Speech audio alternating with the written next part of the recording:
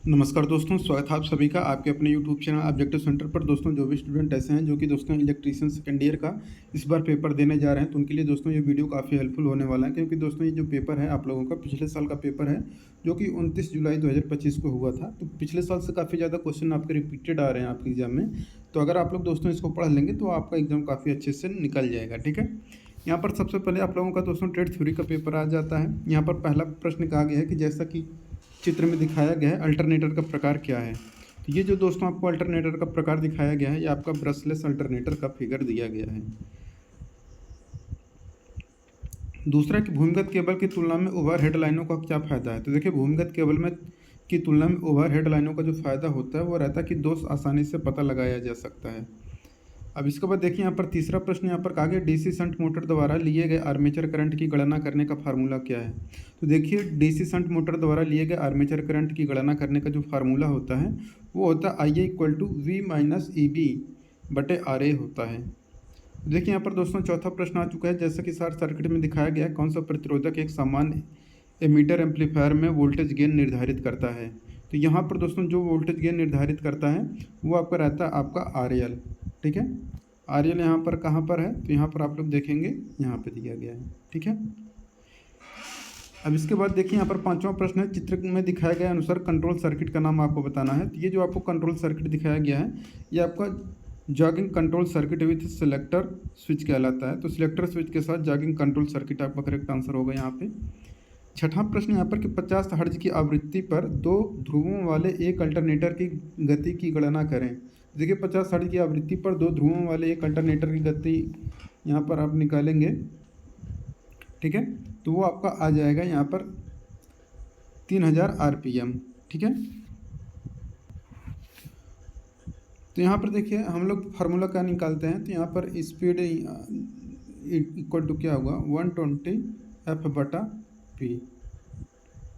ठीक है, ये फार्मूला आप लोग लगा लीजिएगा। तो यहाँ पर आपका आ जाएगा 120 आपका हो जाएगा, F हो जाएगा यहाँ पर फ्रीक्वेंसी 50 हर्ट्ज, P का मान यहाँ पर दिया है 2 ध्रुव। ठीक है, सॉल्व करेंगे आपका 3000 आपका RPM आ जाएगा। ठीक है, अब इसको भी देखिए सातवां प्रश्न का आ गया कि हाई स्पीड ऑपरेशन के लिए AC ड्राइव बेहतर क्यों है। तो देखिए, हाई स्पीड ऑपरेशन के लिए AC ड्राइव जो बेहतर होती है, कोई ब्रश और कम्यूटेटर नहीं होता है। ठीक है, यहाँ पर देखिए आठवां प्रश्न कहा गया कि इंडियन इलेक्ट्रिसिटी के नियमों के अनुसार मध्यम वोल्टेज घरेलू इंस्टॉलेशन में किन्हीं दो चालकों के बीच इंसुलेशन प्रतिरोध कितना होता है। तो वह 1 मेगा ओम से अधिक होता है।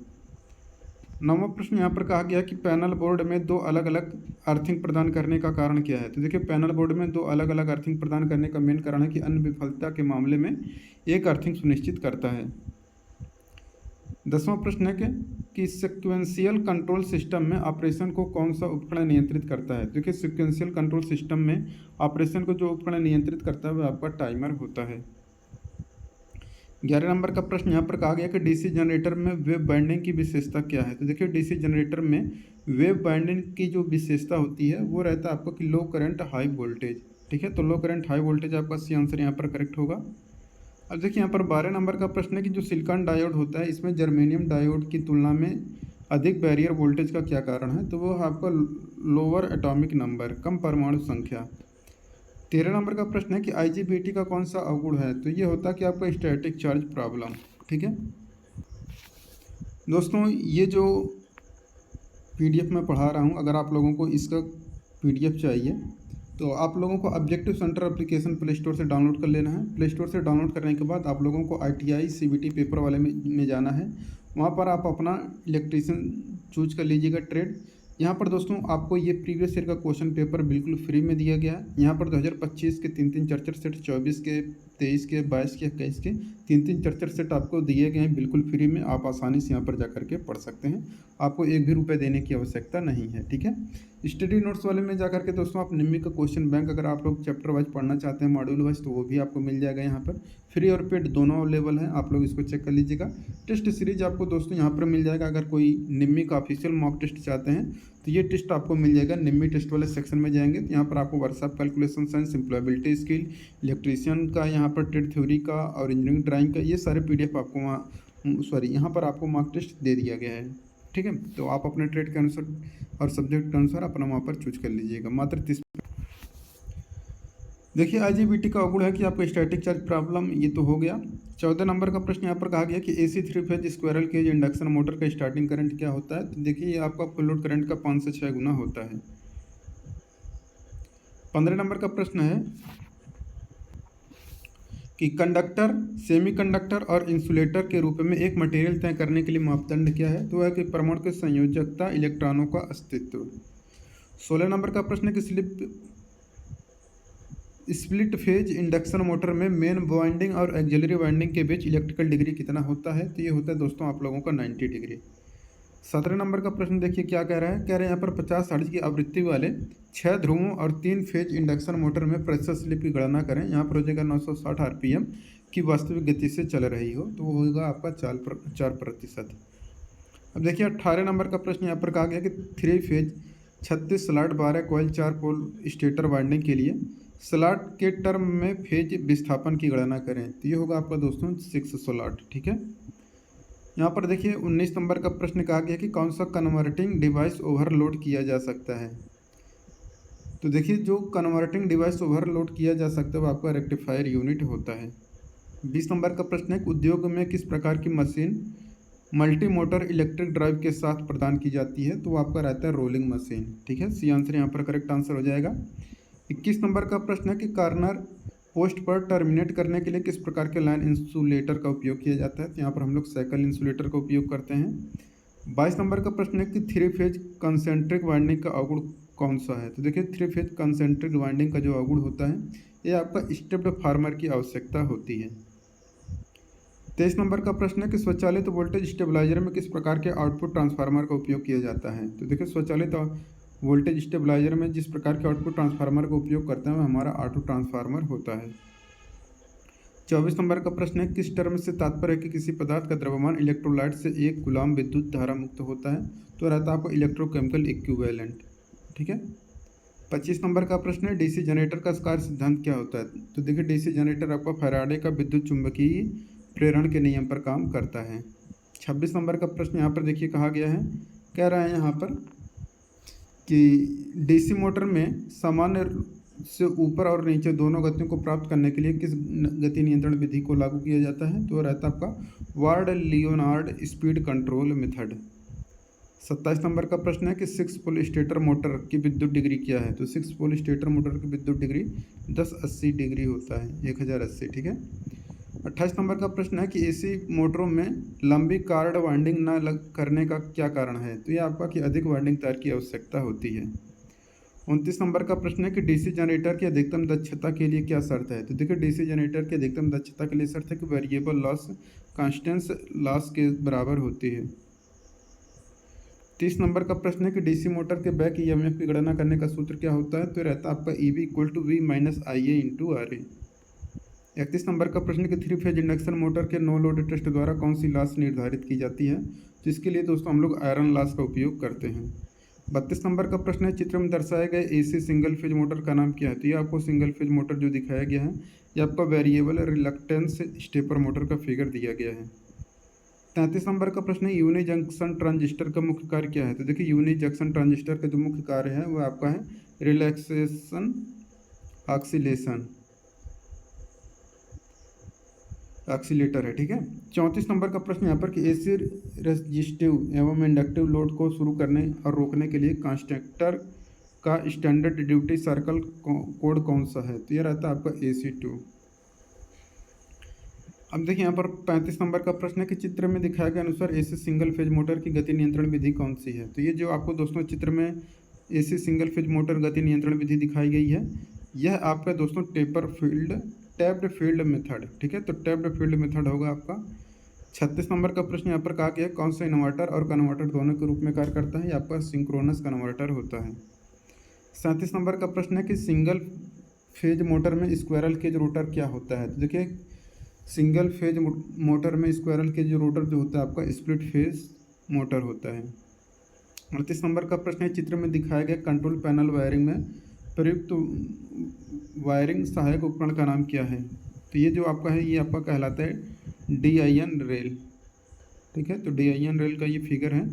अब देखिए वर्कशॉप कैलकुलेशन एंड सन्स का दोस्तों 6 प्रश्न देखने को मिलेगा। कह रहे हैं यहाँ पर ए प्लस बी का होल स्क्वायर का फुल फॉर्म बताइए, तो ए प्लस बी का फुल फॉर्म होगा A square plus B square plus 2ab, ऐसा आपको डी में दिख रहा है। दूसरा प्रश्न ए का पावर एम गुणे ए का पावर एन का फार्मूला क्या होता है, तो ये होता है आपका ए का पावर एम प्लस एन। तीसरा साधारण ब्याज में सार को कैसे निर्धारित करते हैं, तो ये हम लोग स्मॉल एन से प्रदर्शित करते हैं। चौथा प्रश्न है ए का पावर एम बटे ए का पावर एन क्या होगा, तो ए का पावर एम है, बटे वाला नीचे जाएगा तो माइनस हो जाएगा, तो ए का पावर एम माइनस एन हो जाएगा। पांचवा है कि आई किसको निरूपित करता है, तो आई इंटरेस्ट को बताता है, प्रिंसिपल पी को बताता है, रेट को कैपिटल आर से, ईयर को स्मॉल एन से दर्शाते हैं। छठा है कि लंबाई में परिवर्तन को दोस्तों हम लोग डेल्टा एल से दर्शाते हैं। ठीक है, सी आंसर करेक्ट होगा। इंजीनियरिंग ड्राइंग का प्रश्न आ चुका है 6 प्रश्न। पहला प्रश्न है कि प्रतीक को पहचाने, तो ये जो प्रतीक है दोस्तों ये आपको एसी का फिगर दिया गया है, सिंबल। सुरक्षात्मक उपकरण कौन सा होता है, देखिए सुरक्षात्मक उपकरण है आपका फ्यूज। तीसरा है कि एसी वोल्टेज को बढ़ाने या घटाने वाली स्टैटिक मशीन कौन सी है, तो देखिए एसी वोल्टेज को बढ़ाने या घटाने वाली जो स्टैटिक मशीन होती है वह आपका ट्रांसफार्मर होता है। चौथा है कि बॉल पिन हैमर कौन सा है, तो चित्र में दोस्तों ये जो आपको है ये आपका मैलेट का फिगर दिया गया है, लकड़ी का हथौड़ा। ये जो है आपका दोस्तों आपका है जम्बूर हैमर, या इसी को हम लोग कला हैमर बोलते हैं। और ये जो है आपका दोस्तों बाल पिन हैमर की बात किया था, यहाँ पर एक इसका जो पिन है आपका बाल की तरह दिख रहा है, तो आपका बाल पिन हैमर हो जाएगा। ये आपका दोस्तों क्रॉस पिन हैमर, जैसे हैंडल के ये क्रॉस में यहाँ पर दिया गया है, तो ये क्रॉस पिन हैमर कहलाता है। पांचवा यहाँ पर कि इलेक्ट्रिक और इलेक्ट्रॉनिक सर्किट में माइक्रोफोन सामान्य के लिए उपयोग किए जाने वाला प्रतीक क्या है, तो ये जो प्रतीक है दोस्तों यहाँ पर आपका माइक्रोफोन के लिए यहाँ पर ये दिया गया है। ठीक है, तो ये आपका किसका फिगर है, ये आपका माइक्रोफोन का फिगर दिया गया है। अब देखिए यहाँ पर है दोस्तों कि कौन सा डीसी मोटर का प्रतीक है, तो डीसी मोटर, डीसी ये हो गया, इसके ऊपर एम बन जाएगा तो डीसी मोटर का प्रतीक हो जाएगा इस तरीके से। ये जो पहला दिख रहा है ये आपका एसी मोटर का फिगर दिया गया है, ये आपका गैल्वेनोमीटर हो जाएगा, ये आपका डीसी मोटर हो जाएगा। ठीक है, ये आपका ओम मीटर हो जाएगा, ये प्रतिरोध मीटर। ठीक है, एम्प्लॉयबिलिटी स्किल का आपको दोस्तों 25 प्रश्न देखने को मिलेगा। पहला प्रश्न कहा गया है उचित उड़ानात्मक शब्दों से वाक्य को पूरा करना है। यहाँ पर कहा गया है आप लोगों को कि there is a factory in area the air is polluted. ठीक है, तो एयर इज यहाँ पर हो जाएगा पोल्यूटेड, यहाँ पर ए आंसर आपका करेक्ट आंसर हो जाएगा। दूसरा प्रश्न, हमेशा अपना काम समर्पण और अपनी पूरी क्षमता के साथ करता है, ये आपका कमिटमेंट होता है। तीसरा प्रश्न यहाँ पर कि अगर सहकर्मी किसी दूसरे सहकर्मी के बारे में गपशप कर रहे हैं तो आपको क्या करना चाहिए, तो यहाँ पर फिल करना चाहिए कि गॉसिप करना कार्यस्थल पर अनुचित व्यवहार है। चौथा प्रश्न, टीम में काम करते समय अगर आपकी टीम का कोई सदस्य छुट्टी पर है और उसने अपना काम पूरा नहीं किया है तो आपको क्या करना चाहिए, तो यहाँ पर टीम के दूसरे सदस्यों से मदद मांगें और अपने सहकर्मी का काम पूरा करें। पांचवा प्रश्न है कि दिए गए विकल्पों में से उद्यमी का पता लगाएं, तो देखिए आनंद महिंद्रा ये आपके उद्यमी हैं। ठीक है, छठा प्रश्न है कि ग्रीन प्रैक्टिस का अर्थ है, तो देखिए ग्रीन प्रैक्टिस का अर्थ है किराने का सामान खरीदने के लिए कपड़े का बैग लेकर जाना। ठीक है, ये आंसर आपका करेक्ट आंसर होगा। सातवां प्रश्न है फॉर्मल कम्युनिकेशन क्या है, तो देखिए फॉर्मल जो कम्युनिकेशन है यह आपका नियमों के एक सेट के बाद ऑफिशियल कम्युनिकेशन। आठवां प्रश्न है कि जीपीएस का फुल फॉर्म क्या है, तो जीपीएस का फुल फॉर्म तो ग्लोबल पोजीशनिंग सिस्टम। नौवां प्रश्न है कि लर्निंग के बारे में सोचते समय आप खुद से कौन से प्रश्न पूछ सकते हैं, तो ये रहता है कि मैं बेहतर तरीके से कैसे सीख और समझ सकता हूँ। 10वां प्रश्न, यहाँ पर कोई व्यक्ति फोटोग्राफी का शौकीन है और अपना खुद का फोटोग्राफी व्यवसाय शुरू करने का सपना देखते तो उसे शुरुआत में क्या करना चाहिए, तो उसे करना चाहिए फोटोग्राफी के बारे में और जानना चाहिए और बेसिक फोटोग्राफी पाठ्यक्रम में भी शामिल होना चाहिए। ठीक है, 11 नंबर का प्रश्न है कि कर्मचारियों के लिए भविष्य का महत्वपूर्ण कार्यस्थल कौन सा है, वो आपका नेटवर्किंग और संबंध निर्माण करना। अब देखिए यहाँ पर 12 नंबर का प्रश्न कहा गया है कि आप आजीवन सीखने वाले व्यक्ति हैं यदि आप अपने ज्ञान को बढ़ाते हैं और जोड़ते रहते हैं। ठीक है, 13 नंबर का यहाँ पर प्रश्न कहा गया कार्यस्थल पर लोगों से संबंधित कुछ समस्याएं क्या हैं, तो ये आपकी प्रॉब्लम को फेस करते समय कर्मचारी कम्युनिकेट नहीं करते हैं। 14 नंबर का प्रश्न कहा गया है कि अपने व्यापार के लिए कोई उपकरण खरीदते समय आप निर्णय कैसे लेंगे, तो ये निर्णय लेते हैं सभी विवरणों को देखें और आवश्यकता और बजट के बारे में ध्यान से सोचना और फिर चुनाव करना चाहिए। यहाँ पर देखिए 15 नंबर का प्रश्न है, स्वरोजगार विचार क्या है? तो वो है आपका दोस्तों देखिए freelance tailoring service, boutique owner और होम कैटरिंग सर्विस। तो यहाँ पर स्वरोजगार सभी हैं, ठीक है। 16 नंबर का प्रश्न है, कार्यस्थल पर समय का पाबंद होना क्या दर्शाता है? तो ये आपका पेशेवरता या प्रोफेशनलिज्म को बताता है। 17 नंबर का प्रश्न है कि कंप्यूटर या मशीन की मानव मस्तिष्क की क्षमताओं की नकल करने की क्षमता को क्या कहा जाता है? तो इसको हम लोग आर्टिफिशियल इंटेलिजेंस कहते हैं। 18 नंबर का प्रश्न यहाँ पर फिटर के पद के लिए आवेदन करते समय निम्न में से कौन से ईमेल विषय पंक्ति सबसे उपयुक्त होगी? तो यह है फिटर पद हेतु, फिर इसके बाद यहाँ पर ब्रैकेट में आपका नाम। लोगों के साथ अच्छी तरह से जुड़ने की क्षमता को किस रूप में जाना जाता है? तो इसको हम लोग इंटरपर्सनल स्किल के रूप में जानते हैं। 20 नंबर का प्रश्न, स्किल इंडिया डिजिटल प्लेटफॉर्म का मुख्य उद्देश्य क्या है? तो ऑनलाइन शिक्षण और कौशल विकास को सुविधाजनक बनाना। 21 नंबर का प्रश्न, एक गतिविधि है जहां संस्थान से अपनी पढ़ाई पूरी कर चुके छात्र वर्तमान छात्रों से बात करने आते हैं, तो वो आपका रहता है एलुमनी इंगेजमेंट। 22 नंबर का प्रश्न, नौकरी के लिए साक्षात्कार के दौरान निम्न में से कौन सी प्रतिक्रिया अच्छा फार्मल कम्युनिकेशन दर्शाता है? तो यह रहता है मेरे टॉप 3 कौशल हैं, प्रॉब्लम सॉल्विंग, टीम वर्क और डिटेल पर ध्यान देना। 23 नंबर का प्रश्न है कि मूल रूप से समान प्रकृति के कार्य को करने के लिए नया कौशल सीखना क्या कहलाता है? ये आपका अप स्किलिंग कहलाता है। 24 नंबर का प्रश्न है, नौकरी के लिए आवेदन करते समय कवरिंग लेटर में बताई जाने वाली महत्वपूर्ण जानकारी में क्या शामिल है? तो ये आपका रोल के लिए उपयुक्त कारण। 25 नंबर का प्रश्न है, जीएसटी का फुल फॉर्म होता है? तो ये होता है गुड्स एंड सर्विस टैक्स, ठीक है। तो दोस्तों यहाँ पर आप लोगों का कंप्लीट होता है। वीडियो अगर अच्छा लगा तो वीडियो को लाइक करें, अपने दोस्तों के साथ शेयर करिए। मिलेंगे नेक्स्ट वीडियो में। Thank you.